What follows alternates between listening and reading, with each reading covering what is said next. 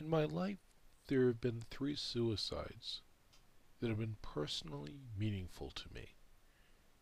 While each offered particular evidence and insights regarding life, in some they communicated life lessons to be heeded.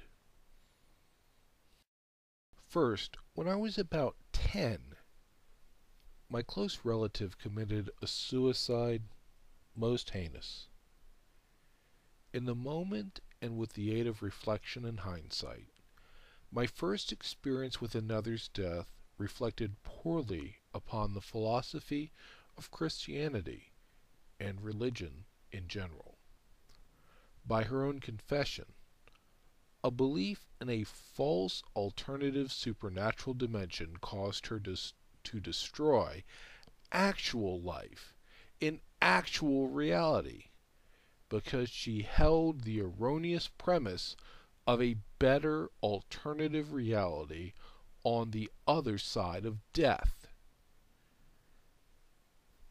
The revealed truths of her faith denied this abandoned wife of an adulterous husband the divorce needed to restart her life, and effectively made her guilty and punished for his sin. While she was destitute, indebted, and abandoned, the charitable institutions of her hypocritical congregation and faith turned their backs upon her and denied her aid promised by their moral code because of their contempt for her family's prior good fortune.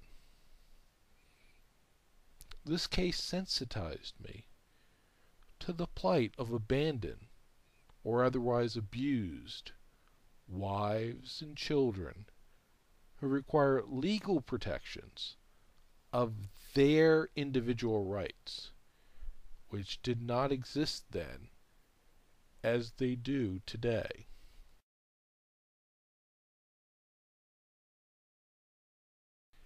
In the second case, Argentine doctor Rene Favaloro, who had performed the world's first heart bypass operation in 1967, committed suicide during a collapse of the Argentine economy and the financial failure of his own clinic. Incensed by the suicide of a once tremendous achiever, I translated articles from Spanish to learn more about the cause of his death. For a full summary of my findings, see my YouTube video couplet on my autopsy of Dr. Favaloro, which has been surprisingly popular in Argentina.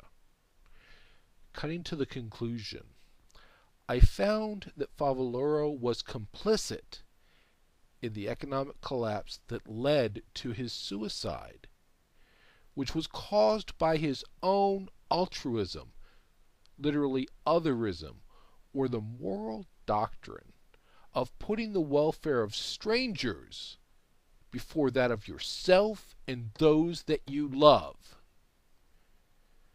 By Favaloro's own confession, which was published in the American Heart Association's Cardiac Journal Circulation.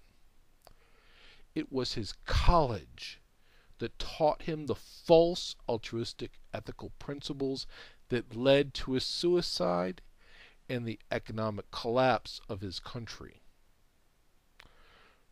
From Dr. Favaloro's suicide, I committed myself for my own selfish satisfaction to going back to school to finish my degree, to being more of an intellectual activist as a requirement of my life, and eventually to abandon my substantial contribution to financing higher education in the United States prior to our recent economic freefall.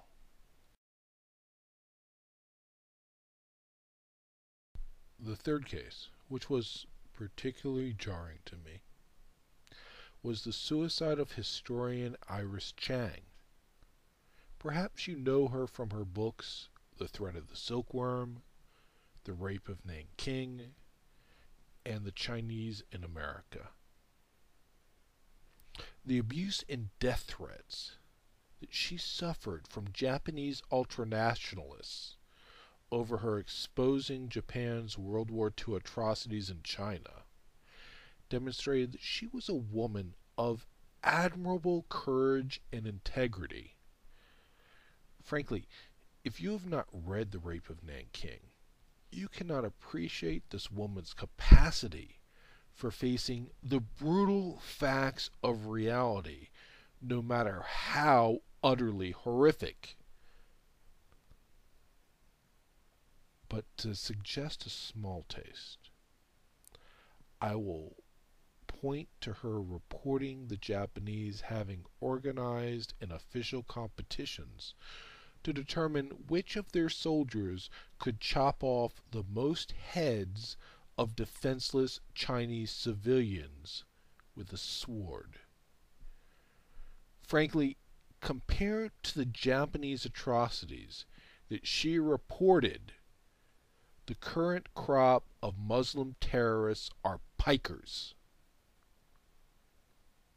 Her last and unfinished project was interviewing the brutalized survivors of the Bataan Death March.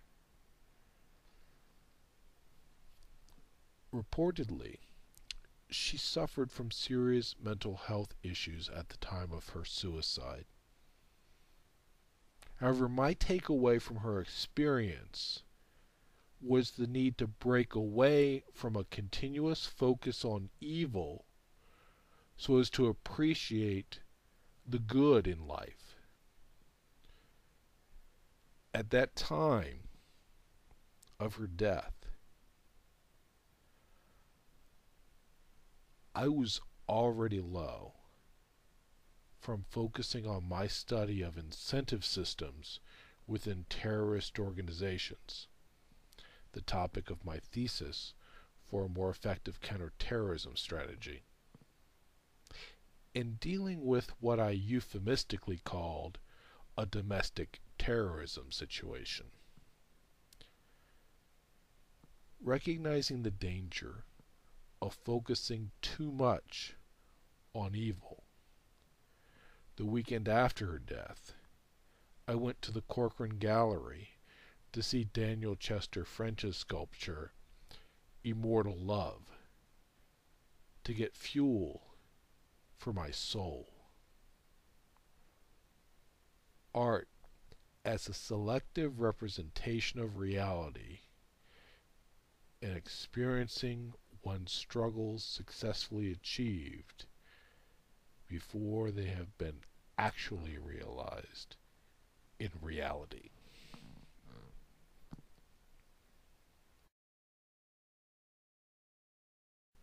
In total, what lessons do these three suicides contribute? Most importantly, life is a choice, in an affirmative one that I recommend to those not painfully suffering from irreversible, terminal, or totally debilitating illnesses. Secondly, those that commit suicide have negative fallout on those that they care about that is less significant than the positive contributions made by their lives. Third, by choice, including the correction of false ideas.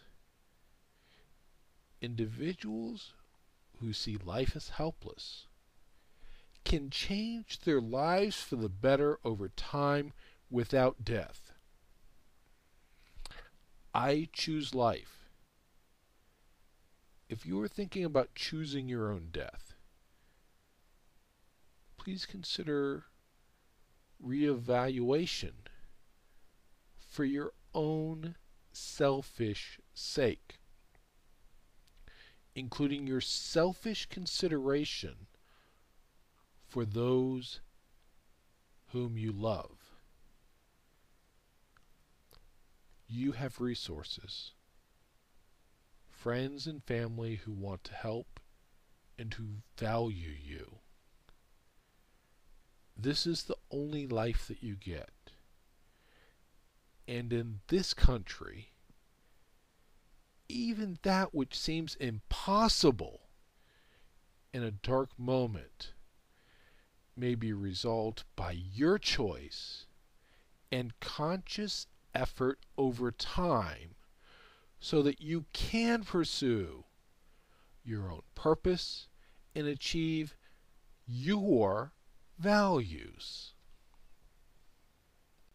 Finally, ideas and philosophy are critical in human life, and adhering to false ones leads directly to death.